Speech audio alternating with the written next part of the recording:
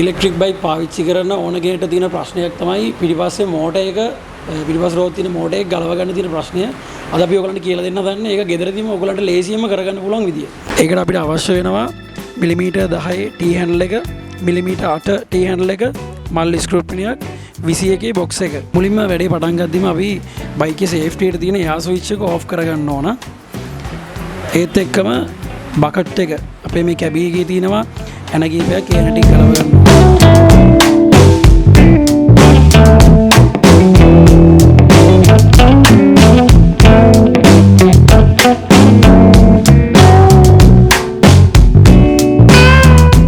Hub motor එකක් තියෙන bike එක මෝටරෙන් එන ඒ වයර් ටික එන්නේ කෙලින්ම ECU එකට.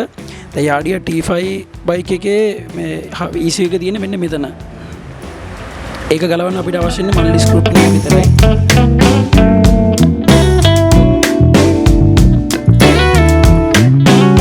මේ තියෙන්නේ ECU එක. මේකේ මෙන්න මේ වගේ වයර් කීපයක් ඇවිල්ලා තියෙනවා. ආයි මෙන්න මෙතනොත් කහ පාට, නිල් පාට, කොළ පාට වයර් තුනක් ඇවිල්ලා තියෙනවා. අපි ඒ ටික ගලව ගන්න තියෙන්නේ මෙන්න මේ වගේ රබර් එකකින් ඒක සේෆ් එකට වහලා තියෙන්නේ. ඒ ටික ගලවගත්තට පස්සේ මෙතන තියෙනවා 8 ඇන 3ක් 8 mm මේ ඇන 3ක් තියෙනවා. ඒත් එක්කම මෙන්න මෙහෙම ක්ලිප් කරලා තියෙනවා. ඔයගලන්ගේ ටයර් එකෙන් එන වයර් එකක් එනවනේ මේ එන වයර් එකේ ඒ ලයින් එක ඇවිල්ලා මේ බයික් මේ ECU එකේ හයි කරලා තියෙන තැන් ටික බලන්න ඕනේ. මෙන්න මේ වගේ වයර් තුනක් මෙහෙම එනවා. ආයි ඒ වයර් තුනත් එක්කම එනවා මෙන්න මේ වගේ ක්ලිප් එකක්. ඒක තමයි හෝල් සෙන්සර් එකට යන්නේ. ඒකෙන් තමයි ඔයගලන්ගේ බයික් එකේ මෝටර එකට ECU එකෙන් ඒක ලයින් එක යන්නේ එතනින්. මේ තමයි හෝල් සෙන්සර් එකේ ක්ලිප් එක. ඊට පස්සේ අපි ගලව ගන්න ඕන 8 mm T handle එකෙන් මෙන්න මේ ඇන තුන ගලව ගන්න ඕන.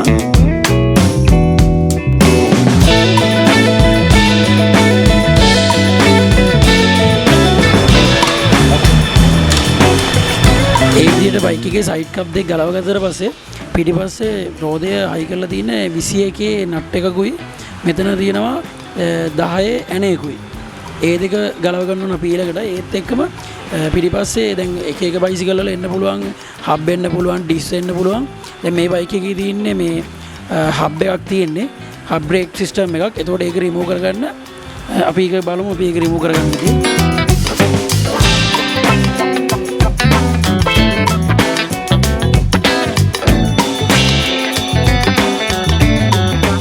අපිට අවශ්‍ය වෙන්නේ මිලිමීටර් 10 T handle එක. ඒකෙන් මෙන්න මෙතන තියෙන මේ ඇනේ ගලව ගන්න ඕන.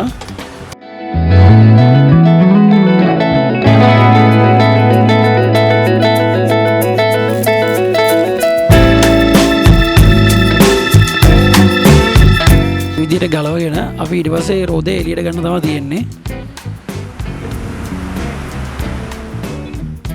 අපි කලින් ගලවගත්ත ECU එකට ගියේ ලයින් එක ඒ වයර් එක මේ මේ කරලා තියෙන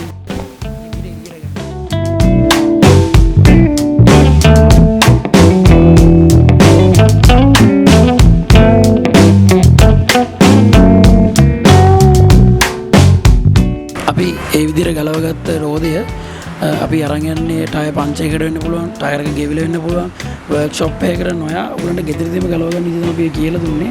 ඒ විදිහට ගලවගෙන ඔයගොල්ලෝ ටයර් ෂොප් එකකට අරන් යන්න කලින් මේ තියෙන මෙතන මේ පිටිපස්සේ බ්‍රේක් ලයිනර්ස් එන එක ගලවලා ගෙදර තියලා යන්න. මොකද ඒක ඇතුළේ තියෙන ඇණයක් හරි වැටුනොත් එහෙම ඔයගලන්ට ඒක ටිකක් හදා ගන්න අමාරුයි. ඒක හොයාගන්න ටිකක් අමාරු වෙන නිසා මෙන්න මේ විදිහට වයර් එක ඔදාගෙන අරගෙන යන්න ටයර් කඩේකට.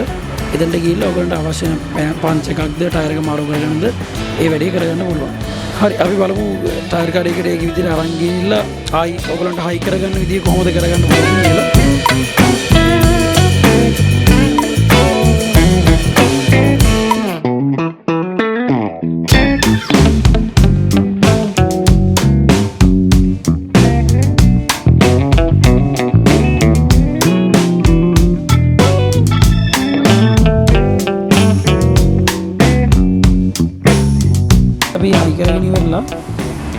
වයර් එකේ තිබුණ විදිහටම අපි ආයෙ හයි කරන්න. මොකද නැත්තම් මේ වයර් එක රෝදේ ගෑවෙන්න පුළුවන්, වෙන කොහේ හරි ගෑවිලා වයර් එක ඩැමේජ් වෙන්න පුළුවන්.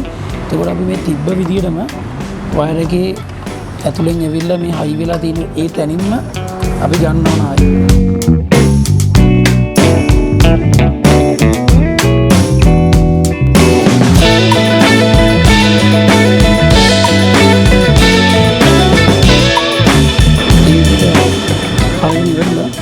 මේක හයි කරගන්නකොට ECU එකට ECU එකේ වුණ තියෙනවා කලර්ස් 3.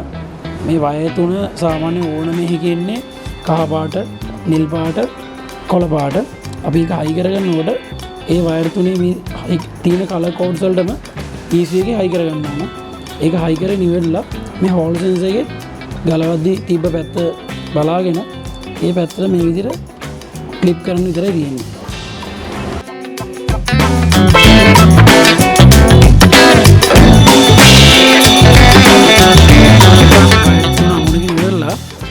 ඉටික ඔක්කොම හරියට හයි වෙන්නම තියනවාද කියලා බලන්න පොඩ්ඩක්. මොකද නැත්නම් හරියට කරන්ට් පාසින් එක වෙන්නේ නැහැ.